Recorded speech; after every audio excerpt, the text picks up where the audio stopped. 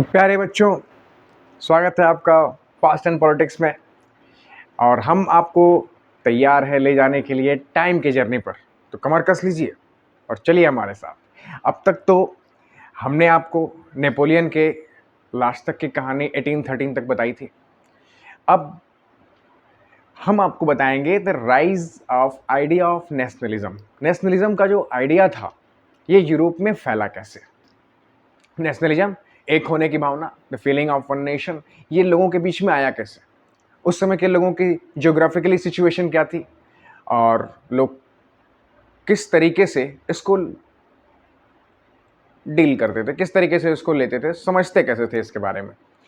तो अभी थोड़ा से मैप की कंडीशंस है। मैप देखिए, ये आपको 19 सेंचुरी 1815 तक के पहले का मैप दिखेगा।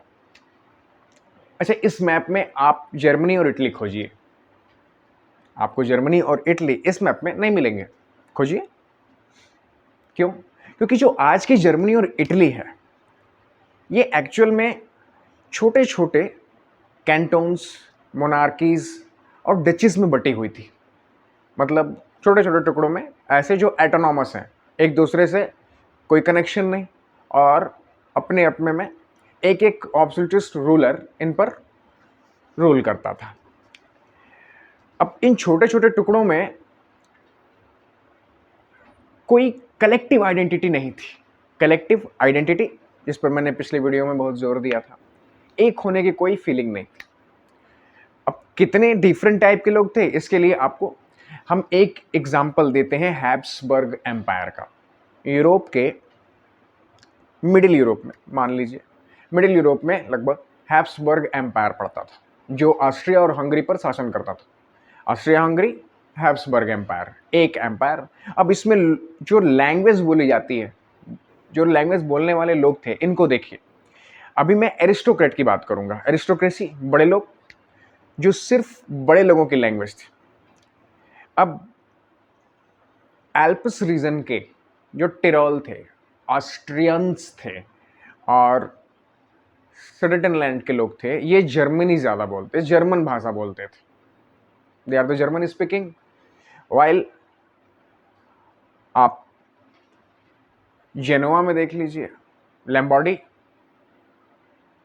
और वेनेशिया, इसमें इटालियन स्पीकिंग एरिस्टोक्रेट ज्यादा थे, इटालियन बोलने वाले। हंगरी के आधे से ज्यादा लोग मैग्यार बोलते थे और वेनेशिया में पोलिश बोलने वाले ज्यादा थे। अब ये सिर्फ एरिस्टोक्रेट लोगों की मैं बात कर रहा हूं। एरिस्टोक्रेट में 4 लैंग्वेज है, इटालियन, जर्मन, पोलिश, मैग्यार। अभी छोटे लोग की मैं बात करूंगा, जो पीजेंट्री थी, मतलब आम लोग। इनमें आप नॉर्थ में जाइए तो आपको स्लोवाक्स मिलेंगे, साउथ में जाइए तो क्रोवेट्स मिलेंगे, ईस्ट में जाइए तो रोमन मिलेंगे। ये स्लोवाक, क्रोवेट्स और रोमन, आज का स्लोवाकिया, क्रोएशिया, रोमानिया, अलग अलग स्टेट बन चुके हैं। तो एक हैब्सबर्ग एम्पायर के अंदर इतनी डिफरेंट डिफरेंट पर्सनालिटी, छोटे छोटे लोग, आपस में कोई कनेक्शन नहीं, कोई कलेक्टिव आइडेंटिटी नहीं, खाने पीने से मतलब। तो इन लोगों के बीच में ये आइडिया आया कैसे, एक होने का, यूनिफिकेशन का आइडिया कैसे आया? इसका सही जवाब है मिडिल क्लास। हाँ जी, अब ये मिडिल क्लास शुरुआत से नहीं था। ये जानने के लिए आपको यूरोप के सोशल स्ट्रक्चर के बारे में थोड़ा सा जानना पड़ेगा। यूरोप के ज्यादातर सोशली और पॉलिटिकल जो सेक्टर थे, इनको डोमिनेट करता था एक एरिस्टोक्रेट वर्ग, बड़े लोगों का समूह, जिनके पास जमीनें हुआ करती थी। गांव में जमीनें, रूरल एरियाज में जमीनें थी और अर्बन में हवेलियां, मकान, शहर। ये सोशली और पॉलिटिकली डोमिनेट करते थे। हालांकि ये नंबर में कम थे, संख्या में इनकी संख्या कम थी और ये अपने आप को एकजुट रखते थे। मतलब ये आपस में शादियां करते थे। इन लोगों की एक लैंग्वेज होती थी फ्रेंच, डिप्लोमेटिक वर्ड्स फ्रेंच में बोलते थे ये लोग, फ्रेंच बोलते ताकि ये लोग छोटे लोगों से अलग दिखें। इनकी संख्या तो कम थी, एक्चुअल में जो बड़ी संख्या थी वो पीजेंट्री वर्ग की थी, किसान। और उसमें भी बड़े किसान नहीं, टेनेंट्स होते थे जो किराए की ज़मीनों पर काम करते थे। आपके स्मॉल फार्मर्स हो जाएंगे, ये थे।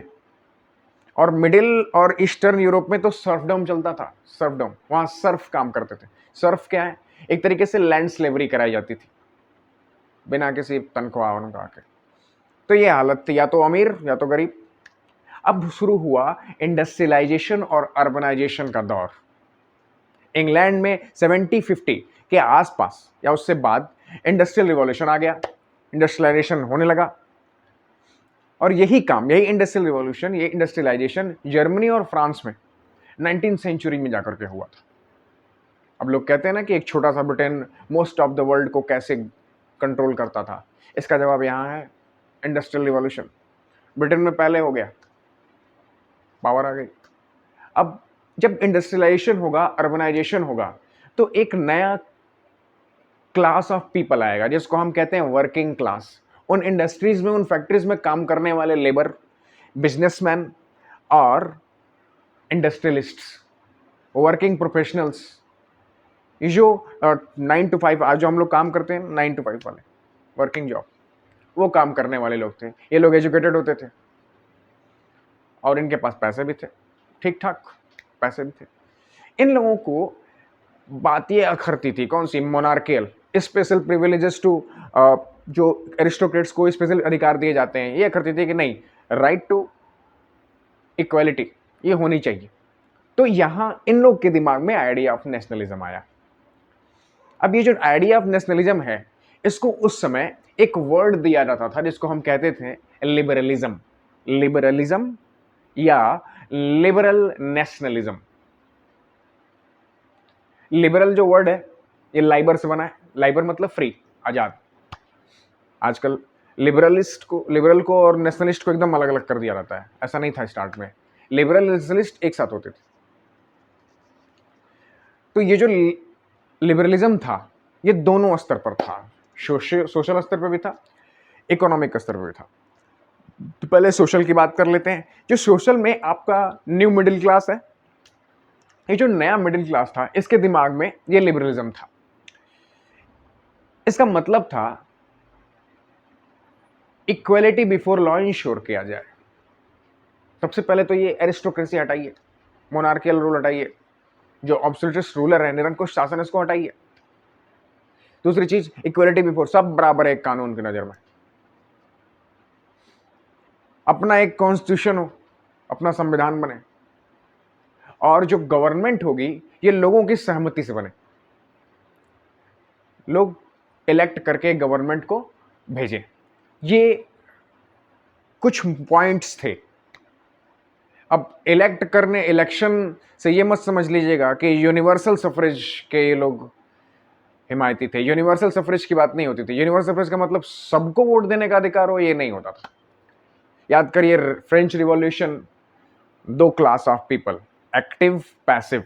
एक्टिव में कौन आते थे? जो लोग काम करते थे, पैसा कमाते थे, जिन लोगों के पास बिजनेस था, जिन लोगों के पास जमीनें थी, जो किसी न किसी तरीके से कंट्री या नेशन के इकोनॉमिक एक्टिविटीज में मदद करते थे, एक्टिवली, एक्टिव पर्सन। और वहीं लैंडलेस, जो कुछ काम नहीं करते, वुमेन्स, किड्स, चिल्ड्रन, ये पैसिव। तब भी subjected to husband and father, पितृसत्तात्मक, पैट्रियार्की तब भी थी। मतलब सफरेज जो है वुमेन्स को नहीं था। और ये भी लोग इस चीज़ को भी फोर्स नहीं करते थे कि वुमेन्स को भी सफरेज दिया जा रहा है, दीजिए, बस सफरेज होना चाहिए, कुछ लोगों के पास होना चाहिए जो एक्टिव है। तो ये सोशल स्तर का था।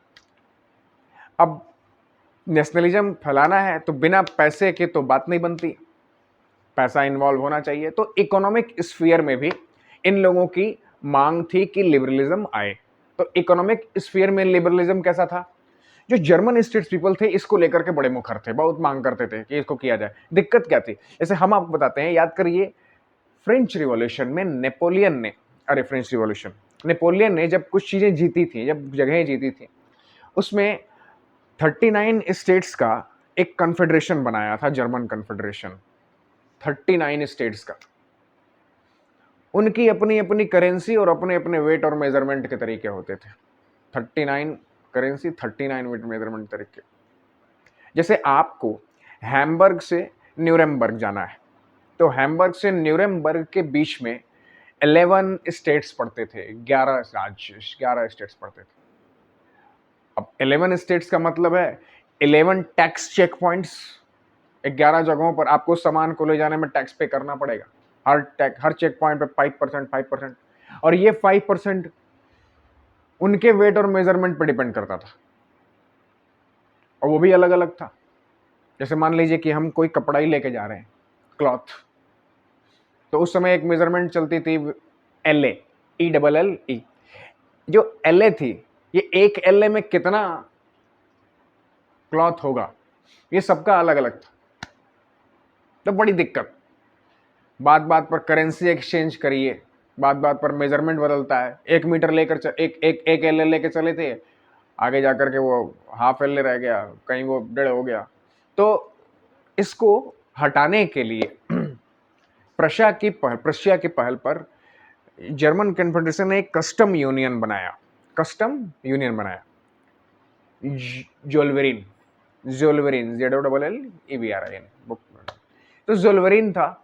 ये जोल्वेरिन करता क्या था, इस जोल्वेरिन ने कस्टम ड्यूटीज का जो ये इनइक्वालिटी थी, इसको खत्म किया। करेंसीज को 2 करेंसीज पर ले आया। 30 करेंसीज थी, 30 करेंसीज को 2 करेंसीज पे ले आया। और आपस में जो एक कस्टम यूनियंस का जो हमने आपको भी टैक्सेस का इनइक्वालिटी बताई, उसको खत्म किया। तो यहाँ भी लोगों ट्रेडर्स को मदद मिली। तो यहाँ भी आप देख रहे हैं जर्मन कन्फेडरेशन के 39 स्टेट्स एक हुए हैं, एक नेशन, यूनिफिकेशन। इससे भी किसको बल मिल रहा है, किस आइडिया को मिल रहा है, नेशनलिज्म को मिल रहा है। इकोनॉमिक हो, सोशल हो, सबका फोकस किस पर है, यूनिफिकेशन पर। हम एक होंगे तो लड़ेंगे, पहले क्या होना है, एक होना है। तो अभी तक तो ये बातें हो गई, क्या सोशल स्ट्रक्चर था, लोगों के मन में क्या चल रहा था, किस तरीके से